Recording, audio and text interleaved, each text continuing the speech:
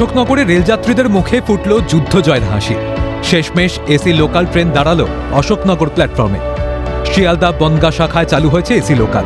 তবে অশোকনগরে স্টপেজ পেতে দীর্ঘদিন ধরেই সংগ্রাম চলছিল সাধারণ যাত্রী থেকে শাসক শিবিরে। এসি লোকাল ট্রেন চালু হওয়ায় আগে স্টেশন মাস্টারের সঙ্গে দেখা করেন অশোকনগরের বিধায়ক। এসি লোকাল দাঁড়ানোর দাবিতে আন্দোলনের হুমকিও দিয়েছিলেন তিনি। পরবর্তীতে তৃণমূলের তরফে গণস্বাক্ষর ব্যবস্থা করা হয়।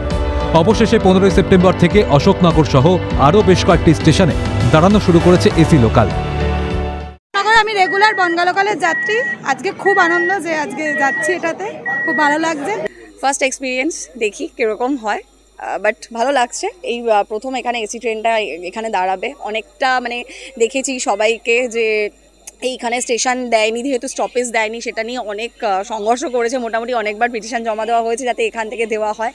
তো আই থিঙ্ক অশোকনগরবাসী খুব হ্যাপি যে এখানে দাঁড়াচ্ছে, আমরা যেতে পারবো ডেলি। এসি লোকালের চালককে ফুলের তোড়া ও মিষ্টি দিয়ে সম্মান জানানো হয় তৃণমূলের তরফে। এরই পাশাপাশি অশোকনগরের বিধায়ক নারায়ণ গোস্বামী নিজেও টিকিট কেটে বারাসাত পর্যন্ত যান।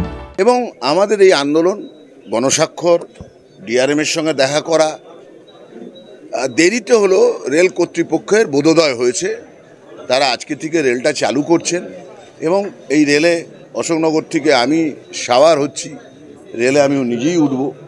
এদিকে এসি লোকাল দাঁড়ানোয় খুশি, তবে ভাড়া বেশি বলেই জানিয়েছেন নিত্যযাত্রীরা। তবে এসএফআই এর পক্ষ থেকেও দাবি করা হয় তাদের আন্দোলনের জন্যই এসি লোকাল দাঁড়াচ্ছে অশোকনগরে।